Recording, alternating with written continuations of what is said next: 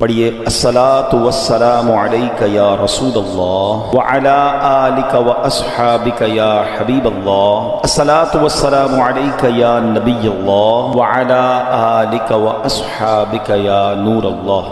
درود پاک پڑھنے کے بے شمار فضائل و برکات ہیں۔ من صلی علی او سأل لی الوسیلۃ حقت علیہ شفاعتی یوم القیامہ۔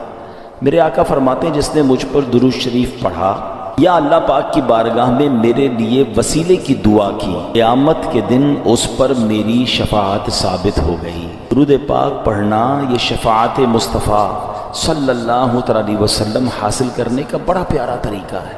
جتنا ہو سکے اس دن ہم نے کثرت سے درود پاک پڑھنا ہے۔ صلو علی الحبیب صلی اللہ تعالی علی محمد صلی اللہ علیہ وسلم۔ اس مہینے کی شان کیسی ہے اس کے بارے میں نبی پاک علیہ الصلوۃ والسلام جب رجب آتا تھا نا تو میرے آقا یہ دعا فرمایا کرتے، اللہم بارک لنا فی رجب و شعبان و بلغنا رمضان۔ اے رب کریم میں رجب اور شعبان میں برکت عطا فرما۔ رجب کے ورڈز کتنے ہیں؟ 3، را، جیم اور با۔ علماء کہتے ہیں اس کی انٹرپریٹیشن بڑی خوبصورت علماء نے بیان کی۔ را سے مراد رحمت الہی، جیم سے مراد بندے کے جرم، با سے مراد بر یعنی بھلائی۔ گویا اللہ کی رحمت یہ اعلان کر رہی ہے کہ میری رحمت اور میری بھلائی کے درمیان میرے بندوں کے جرموں کو کر دو تاکہ میری رحمت اس کی بخشش فرما۔ This is the time to repentance۔ رجب توبہ کا مہینہ۔ سبحان اللہ، رجب کے بارے میں آتا ہے کہ رجب اللہ کا مہینہ ہے، احادیث میں ملتا ہے رجب اللہ کا مہینہ ہے۔ آقا فرماتے الشعبان شہری، شعبان میرا مہینہ ہے اور رمضان میری امت کا مہینہ ہے۔ تو یہ بہت خوبصورت سیکوینس شروع ہو رہی ہے۔ یہ مہینے ضائع کرنے والے نہیں، ہاں یہ مہینے اللہ کی رحمت کو لوٹنا ہے اس مہینے میں۔ اور سبحان اللہ، ایک بہت خوبصورت بات میں بتاؤں کہ نبی پاک علیہ الصلوۃ والسلام فرماتے ہیں 5 راتیں ایسی ہیں جس میں دعا رد نہیں ہوتی۔ حدیث پاک فرمایا رجب کی پہلی رات، 15 شعبان شب برات جو ہوتی ہے، ٹھیک ہے، پھر فرمایا جمعرات اور جمعے کے درمیان کی رات، نمبر 4 عید الفطر کی چاند رات، نمبر 5 عید الاضحیٰ کی چاند رات۔ اور رجب کے روزوں کی تو کیا بات ہے، احادیث میں یہ فضیلت آتی ہے جو رجب میں پہلے دن کا روزہ رکھے، پہلے رجب کا 3 سال کے گناہوں کا کفارہ ہے، دوسرے دن کا روزہ رکھے 2 سال کے گناہوں کا کفارہ، اور تیسرے دن کا روزہ رکھے تو 1 سال کے گناہوں کا کفارہ۔ پھر پورا رجب جو ہے وہ ہر روزہ جو ہے وہ 1 مہینے کے گناہوں کا کفارہ ہے۔ اب تو سردیوں کے دن ہیں، ویسے ہی ہم میں سے کئی لوگ لیٹ لنچ کرتے ہیں، 6 سوا 6 بجے افطار ہو جاتا ہے، ہو سکے تو نفلی روزے رکھیں، یہ عبادت کا مہینہ ہے۔ علامہ صفوری رحمۃ اللہ تعالی علیہ فرماتے ہیں کہ رجب بیج بونے کا مہینہ ہے، شعبان پانی ڈالنے کا مہینہ ہے، اور رمضان فصل کاٹنے کا مہینہ ہے۔ اور بڑی خوبصورت اس کی تفصیل بیان فرماتے ہیں کہ جو بندہ رجب میں عبادت کا بیج نہیں بوتا، شعبان میں ان بیجوں پر اپنے آنسوؤں سے پانی نہیں ڈالتا، آبیاری نہیں کرتا، وہ رمضان میں رحمت کی فصل کیسے کاٹ سکے گا؟ تو this is the time to prepare yourself. یہ تو وقت آ گیا مسجد کی طرف آنے کا، تلاوت کرنے کا، روزے رکھنے کا۔ اگر کوئی دوری ہو گئی ہے عبادت سے تو پھر جڑ جائیں، اور رحمتوں والے مہینے شروع ہو رہے ہیں۔ تو اے میرے پیارے اسلامی بھائیوں، اللہ کرے کہ ہم رجب میں اللہ کی عبادت کر کے اپنے گناہوں کی معافی مانگ کے ہم اس رجب کو اس طرح گزاریں۔ اور رجب میں ایک اور کام کرنے کا بڑا زبردست میں آپ کو بتا دوں کہ نبی پاک علیہ الصلوۃ والسلام فرماتے ہیں، حضرت عبداللہ ابن زبیر رضی اللہ عنہ سے روایت ہے کہ جو ماہ رجب میں کسی مسلمان کی پریشانی دور کرے، اللہ عز و جل اس کو جنت میں ایسا محل عطا فرمائے گا جو حد نظر تک وسیع ہوگا۔ تم رجب کا اکرام کرو، اللہ کریم 1000 کرامتوں کے ساتھ تمہارا اکرام فرمائے گا۔ اللہ کرے کہ ہماری کوئی نماز قضا نہ ہو، ہم اس پہ نفلی روزے رکھیں، اس پہ درود پاک کی کثرت کریں، استغفار کی کثرت کریں۔ اللہ کا مہینہ ہے، خوب اللہ کی طرف لو لگائیں کہ یا اللہ تیرا مہینہ آ گیا، بندہ بھی تو میں تیرا ہوں، میرے مولا تو میری مغفرت فرما دے، ہمیں رمضان سے ملا دے۔ رجب کا احترام کرنا یہ اللہ کو کتنا محبوب ہے۔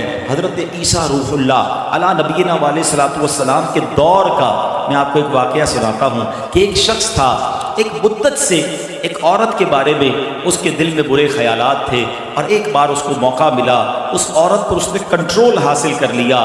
قریب تھا کہ وہ گناہ کرتا، اس نے دیکھا کہ لوگ چاند دیکھ رہے ہیں، چاہیے وہ مسلمان بھی نہیں تھا، غیر مسلم تھا، تو اس نے کہا یہ لوگ کس چیز کا چاند دیکھ رہے ہیں، کس مہینے کا چاند دیکھ رہے ہیں؟ تو کہا مسلمان جو ہیں رجب کے مہینے کا چاند دیکھ رہے ہیں۔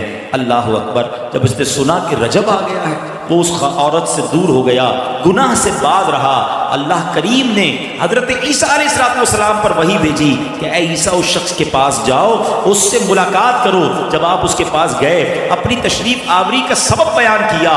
اللہ اکبر! جب اس نے سنا تو اس کا دل نور اسلام سے جگمگا اٹھا، کلمہ پڑھ کر مسلمان ہو گیا۔ پتہ یہ چلا کہ پہلے زمانے میں صرف مسلمان نہیں، غیر مسلم بھی اس مہینے کا ادب کیا کرتے تھے۔ نبی پاک کی سخاوت کے انداز دیکھیں۔ اللہ اکبر! ایک تو یہ نہ کوئی غریب آیا اس کو دے دیا، مگر کہتے عطاؤں کے بہانے ڈھونڈنا، کسی اور انداز سے بھی اپنے صحابی کو، اپنے غلام کو عطا فرمانا۔ ایک بار حضرت جابر بن عبداللہ رضی اللہ تعالیٰ عنہ سے نبی پاک نے ایک اونٹ خریدا، اونٹ بھی خرید لیا، اس کی قیمت بھی دے دی، اور پھر وہی اونٹ حضرت جابر کو تحفے میں بھی عطا فرما دی۔ اچھا، اسی طرح امیر المومنین حضرت عمر فاروق رضی اللہ تعالیٰ سے ایک اونٹ کا بچہ خریدا اور اس کی رقم دی، اور وہ اونٹ کا بچہ انہی کے صاحبزادے حضرت عبداللہ ابن عمر رضی اللہ تعالیٰ عنہ کو عطا فرما دیا۔ کتنی خوشی ہوتی ہوگی ہیں کہ رقم بھی مل گئی اور وہ چیز بھی واپس مل گئی۔ سبحان اللہ! کس قدر سخاوت فرماتے نبی پاک۔ بعض اوقات اپنی ضرورت کے لیے کسی چیز کو خریدتے تھے، پھر وہی چیز کسی کو تحفے میں عطا فرما دیتے۔ ہمیں بھی چاہیے کہ ہم نبی پاک کی سنت کو ادا کیا کریں، اپنے مسلمان بھائیوں کو تحفہ دیا کریں۔ اچھا، تحفہ دینے میں اس کے دل میں خوشی بھی داخل ہوتی ہے اور عداوت دور ہوتی ہے۔ بعض اوقات دلوں میں دوریاں ہو چکی ہوتی ہیں، بعض اوقات ہماری کوئی بات کسی کو بری لگ گئی ہوتی ہے، تو اگر دوستی کرنا چاہتے ہو نا، حسد کو دور کرنا چاہتے ہو، کینے کو دور کرنا چاہتے ہو، مسلمانوں میں محبتیں بڑھانا چاہتے ہو، تو وہ تحفے کی عادت کو بھی اپنائیے۔ نبی پاک علیہ السلام فرماتے ہیں ایک دوسرے کے ساتھ مصافحہ کرو، یعنی ہاتھ ملاؤ، اس سے کینہ جاتا رہے گا، اور ہدیہ یعنی تحفہ بھیجو، آپس میں محبت ہوگی، دشمنی جاتی رہے گی۔ آج کے معاشرے میں کتنی محبت کی ضرورت ہے، اتنا فرسٹریشن بڑھ گیا ہے، آج آپس میں نفرتیں بڑھتی جا رہی ہیں۔ تو اے میرے پیارے اسلامی بھائیوں، سلام کو عام کریں۔ سلام میں بھی ہم نے کیٹیگرائز کر دیا ہے، جس کو جانتے ہیں اس کو سلام کرتے ہیں، رشتہ داروں کو سلام کریں گے، کاروباری لوگوں کو سلام کریں گے، جس مسلمان کو جانتے نہیں اسے سلام بھی لوگ نہیں کر رہے ہوتے۔ سلام بھی کریں، ہاتھ بھی ملائیں، اس سے انشاءاللہ محبت بڑھے گی۔ سلام کو عام کریں، آپ کے دل سے تکبر دور ہوگا، عاجزی اختیار ہوگی، اور تحفہ دیں تو انشاءاللہ محبت میں اضافہ ہوگا۔ نبی پاک کی سخاوت کا ذکر ہو رہا ہے، سنیے ایک بار کیا ہوا، پیارے آقا علیہ السلام نے عرب کے یعنی دیہات کے رہنے والے کچھ افراد نبی پاک کے پاس آئے۔ پیارے آقا نے ان میں سے بہت ساروں کو 100 اونٹ تحفتاً عطا فرما دی، ایک ایک کو 100 اونٹ عطا کر دیے۔ حضرت صفوان بن امیہ رضی اللہ تعالیٰ عنہ نے، ابھی وہ اسلام نہیں لائے تھے، وادی حنین کا واقعہ ہے، غزوہ حنین کا موقع ہے، کہتے ہیں نبی پاک سے بکریوں کا سوال کیا۔ حضرت صفوان نے 2 پہاڑوں کے درمیان پورا جنگل بھرا ہوا تھا بکریوں سے، نبی پاک علیہ السلام نے وہ پورے کا پورا جو ریوڑ تھا نا حضرت صفوان کو عطا فرما دیا۔ اب یہ مسلمان نہیں ہوئے تھے، اب یہ اپنی قوم کے پاس جا کر پتہ ہے کیا کہتے ہیں، اے میری قوم تم اسلام لے آؤ، اللہ پاک کی قسم محمد صلی اللہ تعالیٰ علیہ وسلم ایسی سخاوت فرماتے ہیں کہ محتاجی کا خوف ہی نہیں رہتا ہے، وہ اتنی عطا فرماتے ہیں کہ جھولیاں بھر دیتے ہیں۔ اللہ اکبر، سبحان اللہ۔ پہلے کے لوگ ایک بڑی پیاری بات کرتے تھے، حاتم طائی بہت بڑا سخی گزرا، فرمایا اس نے گھر میں 8 دروازے رکھے تھے ہیں، اس کے گھر کے ہر دروازے پر لوگ آتے تھے، وہ ان کو عطا کرتا تھا، مال دیتا تھا، کھانا دیتا تھا۔ کہنے والوں نے کہا کہ اس کی سخاوت کا عالم یہ تھا کہ اگر کوئی 8 دروازوں سے باری باری آ جاتا تو حاتم طائی اس کو 8 دروازوں سے دیتا تھا، بڑا سخی تھا۔ سبحان اللہ۔ علماء عشق و محبت نے بڑا پیارا جواب دیا کہ حاتم طائی کے پاس 8 دروازوں سے آتے تھے، تب بھی جا کر لوگوں کی ضرورت پوری نہیں ہوتی تھی، جبھی تو آتے تھے نا۔ میرے آقا کا دربار وہ ہے جو ایک بار چلا جائے، اور نبی پاک نگاہ رحمت فرما دیں تو اتنا عطا فرماتے ہیں، اتنا دیا کہ دامن میں ہمارے سمایا نہیں ہے، کہ نبی پاک علیہ السلام کی اس ایک دن کی سخا، اس ایک دن کی عطا جو غزوہ حنین کے موقع میں نبی پاک نے فرمایا بادشاہوں کی عمر بھر کی سخاوت و بخشش سے زیادہ تھی۔ یہ ایسی اعلیٰ حضرت نہیں لکھا کہ قطرہ کسی نے مانگا تو دریا بہا دیے، یہ واقعات موجود ہیں کہ نبی پاک سے کچھ مانگا اور آقا نے پورا جنگل بکریوں سے بھرا ہوا عطا فرما دیا۔